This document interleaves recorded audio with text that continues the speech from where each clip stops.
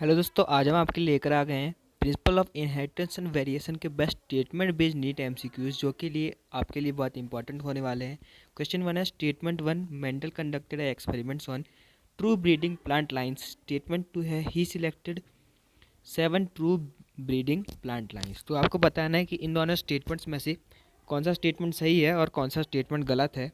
तो इसके लिए आपको मिलते हैं 10 सेकेंड जिसमें आपको अपना ये आंसर मार्क करना है। तो दोस्तों इसका सही answer statement one is correct. Statement two इसलिए रॉन्ग है क्योंकि उन्होंने 14 ट्रू ब्रीडिंग प्लांट लाइन्स ली थी, 7 ट्रू ब्रीडिंग उन्होंने नहीं ली थी, 7 पेयर ऑफ कॉन्ट्रास्टिंग ट्रेड्स उन्होंने लिए थे। तो ये आपको याद रखना है। क्वेश्चन टू है statement one, genes which code for a pair of contrasting traits are called alleles. Statement two है they are slightly different forms of the same gene. तो आपको बताना है कि इन दोनों स्टेटमेंट्स में से कौन सा स्टेटमेंट सही है और कौन सा स्टेटमेंट गलत है।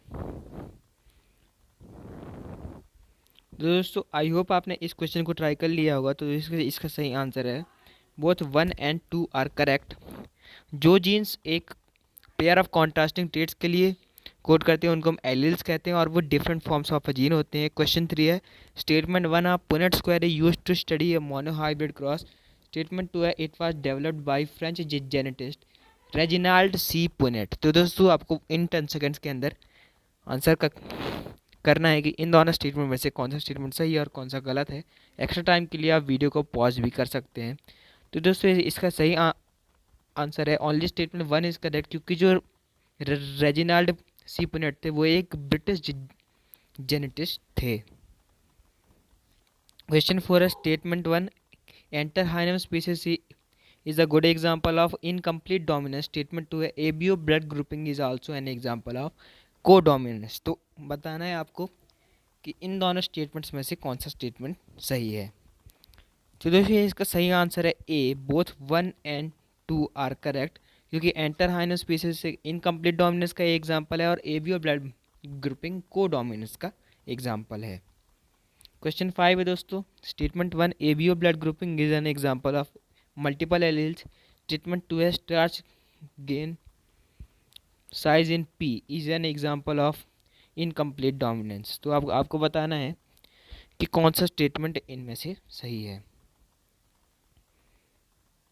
तो दोस्तों आई होप आपने इस क्वेश्चन को ट्राई किया होगा। तो इसका सही आंसर है both 1 and 2 are correct. ABO blood grouping एक मल्टीपल एलील्स का एग्जाम्पल है और स्टार्च गेन साइज जो है वो इनकम्प्लीट डोमिनेंस का एग्जाम्पल है।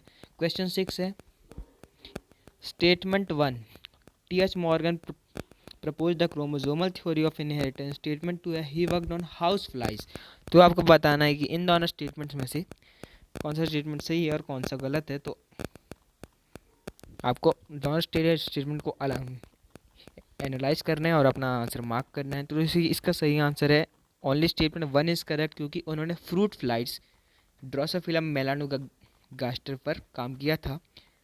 हाउस फ्लाई मस्का डोमेस्टिका पर TH मॉर्गन ने काम नहीं किया था। क्वेश्चन सेवन है statement one TH Morgan coined the term linkage to describe physical association of chromosomes. Statement two है he use the term recombination to describe generation of parental gene recombinations. तो आपको बताना है कि इन दोनों स्टेटमेंट में से कौन सा स्टेटमेंट सही है और कौन सा गलत है। तो दोस्तों इसका सही आंसर है only statement one is correct क्योंकि उन्होंने नॉन पेरेंटल जीन कॉम्बिनेशंस के लिए रिकॉम्बिनेशन टर्म यूज़ किया था, पेरेंटल जीन कॉम्बिनेशंस के लिए नहीं। क्वेश्चन एट है statement one multiple phenotypic expression of a gene is called pleiotropy. Statement two है phenylketonuria is an example of pleiotropy. आपको बताना है कि इन स्टेटमेंट में से कौन सा स्टेटमेंट सही है और कौन सा गलत है। अगर दोनों सही है तो आपको वो भी मार्क करना है। तो दोस्तों आई होप आपने इस क्वेश्चन को भी ट्राई किया होगा। तो दोस्तों इसका सही आंसर है तो दोस्तों इसका सही आंसर है both 1 and 2 are correct. Multiple phenotypic expression of a gene को हम प्लियोट्रॉपी कहते हैं और कीटोन्यूरिया उसका एग्जांपल है। तो दोस्तों ये आपके लिए एक क्वेश्चन 9 जिसका आंसर आपको कमेंट्स में देना है। दो स्टेटमेंट्स आपको दिए गए हैं, आपको बताना है कि कौन सा स्टेटमेंट सही है और कौन सा स्टेटमेंट गलत है। इसके बाद दोस्तों एक और क्वेश्चन आपके लिए है जिसका आंसर आपको कमेंट में देना है और अपना स्कोर जरूर कमेंट कीजिएगा। इन 10 में से आपसे कितने क्वेश्चंस बने। Thanks for watching, like subscribe for more.